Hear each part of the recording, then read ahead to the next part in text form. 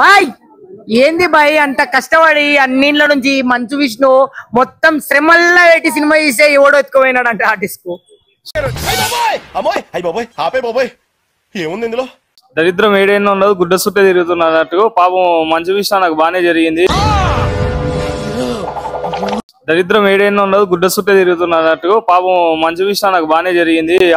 Hard disk ని దొంగలించును కాబట్టి దేవుడు అనేవాడు ఉంటే నాకు ఓ రోజు వస్తుందిరా. ఇప్పుడు వాళ్ళ మీద కూడా కేసు పెట్టిండు. ఈ రోజు ఆఫ్టర్నూన్ మన పోలీస్ స్టేషన్ పిఎస్ కి పోయి కేసు పెట్టిండు.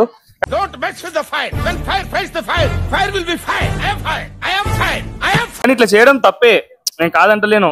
చిత్ర యూనిట్ అందరిని నమ్మే ఉండింటది కాబట్టి వాళ్ళు దొంగలించడం కూడా తప్పే. కానీ ఏముంది ఇందులో? విష్ణు అన్నకి కొంతమంది హేటర్స్ ఎట్లున్నారంటే యూట్యూబ్ ఛానల్ మీద పడిండు, యూట్యూబ్ ఛానళ్ళకి స్ట్రైక్లు కొట్టించిండు, రిపోర్ట్లు కొట్టించిండు అనేసి మన విష్ణు అన్న మీద కొంచెం యూట్యూబర్లు మీడియా కొంచెం ఫైర్ లో ఉంది. ఇప్పుడు వాళ్ళకి అందరికి దొరికిన ఛాన్స్ అనుకునేసి ఎక్కేస్తున్నారు. అట్లా ఇట్లా ఇట్లా బాయ్ కన్నప్ప టీజర్ నిజంగా అట్లా ఎంత మంచి హిట్ కొట్టిందంటే అంత మంచి హిట్ కొట్టి అంత ప్రభాస్ ని చూపించి ఇలా దొంగతనం చేయడం ఏంది బాయ్? సినిమాలో దొంగతనాలు ఉంటాయి అయ్యింది. నచ్చిందా టీజరు? నచ్చిందా టీజరు?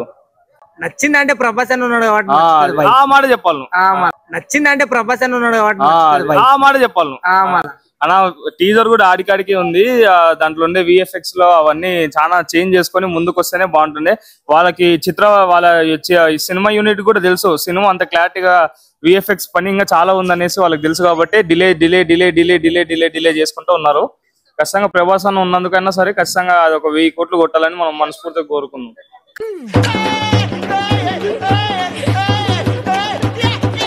కన్నప్ప RRR ని కూడా క్రాస్ చేస్తుంది అన్నారు.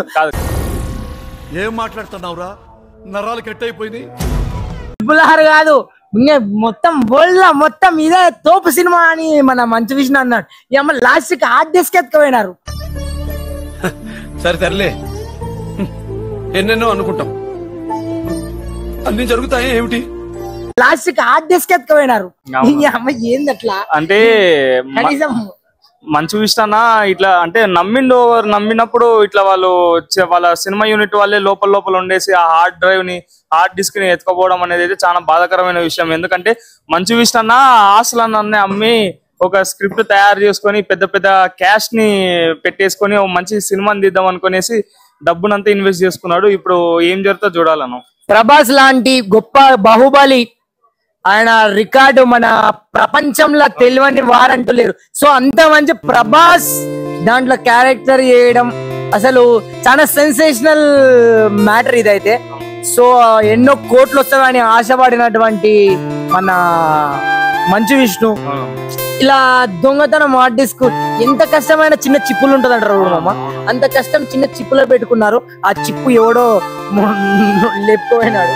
సో ఆ చిప్పు మళ్ళీ దొరుకుతుందా లేదంటే ఇంకో కొత్త చిప్పులు ఎన్నో చిప్పులు ఉండింటాయి కదా ఆర్టిస్ట్ దొరకకపోవచ్చు మాక్సిమం. ఎందుకంటే ఇప్పుడు అది దొరికిన అనుకో వాడు ఎవడో మాత్రం మనకి మక్కలు ఇరగొట్టి జీవితాంతం జైల్లో కూర్చోబెడతారు అని. బహుశా దొరకకపోవచ్చు. వాడు కూడా ఎస్కేప్ అయ్యే ప్రయత్నంలోనే ఉంటాడు. అన్న ఎంతైనా సరే అన్న, ఎంత ఉన్నా సరే ఎవరో లేడీ దొంగతనం చేసిందంట. అదే అన్న, అంటే మనకి తెలియదు లేడీయో ఇంకెవరో తెలియదు. మొత్తానికి పిఎస్ కి పోయి కంప్లైంట్ పెట్టిండు. ఇట్లా చేయడం అయితే బాధాకరమైన విషయమే. కానీ ఇప్పటికన్నా మంచి యూట్యూబర్ల మీద కొంచెం కళ్ళు తెరుచుకో. ఆ స్ట్రైక్లు ఆ రిపోర్ట్లు అట్లా కొట్టియకుండా అందరు హీరోలు ఎట్లనో మీరు అట్లా లెగసి మీ అంతకు మీరు కాపాడుకుంటే మంచిగా ఉంటది. లేదు యూట్యూబ్ అని చెప్పి అంటే ఆయన కానీ మొత్తం కట్ చేసి మేం చేస్తున్నా అని చెప్పి ఆ విధంగా ఆ ఛానల్స్ ఎవరైతే నెగిటివ్ ట్రోల్ చేస్తారో స్ట్రైక్ చేసిన జోలికి నేను వెళ్ళలేదు అన్న. విత్ ప్రూఫ్స్ తో సహా చంద్రాస్ కింగ్స్ అన్న నాకు తెలిసి నేను చిన్న ఉన్నప్పటి నుంచి ఫాలో అవుతున్నా. ఆయన యూట్యూబ్ ఛానల్ పోవడానికి ముఖ్య కారణమే వీళ్ళ యూనిట్, వీళ్ళ ప్రొడ్యూసర్స్ ఉండని. ఏదో చేసినావు ఇప్పటికన్నా సరే నీ లెగసీని అందరు హీరోలు ఎట్లా అయితే మీరు అట్లుంటే మంచిగా ఉంటది అన్న. మొత్తానికి ఇప్పుడు మొత్తానికి యూట్యూబర్లకు దెబ్బ కొట్టినాడు అని చెప్పి ఆయనకు దెబ్బ పడిందంటవా? శివయ్యనే చూసిండు కదా, శివయ్యనే పోగొట్టినట్టే కదా. చిన్న యూట్యూబర్లు పుట్ట కొడితే ఏమొస్తుంది? వాళ్ళు బతికేదే మీమర్స్ ట్రోల్స్ చేస్తూ బతుకుతారు. అవు భయ్, వాళ్ళ మీద వాళ్ళు బతుకుడు కంటే మంచి ఏదైనా కంటెంట్ చేసి సమాజానికి కంటెంట్ ఏం పెద్ద పెద్ద హీరోల మీద చేస్తున్నారు. ఒక్క ట్రోల్ చేస్తే ఏదో కానీ మొత్తం ఆయన మొత్తం అందరు ట్రోల్ చేస్తున్నారు కదా. అన్న కమల్ హాసన్ తెలుసా నీకు? కమల్ హాసన్ తెలుసు. బ్రహ్మానందం తెలుసా?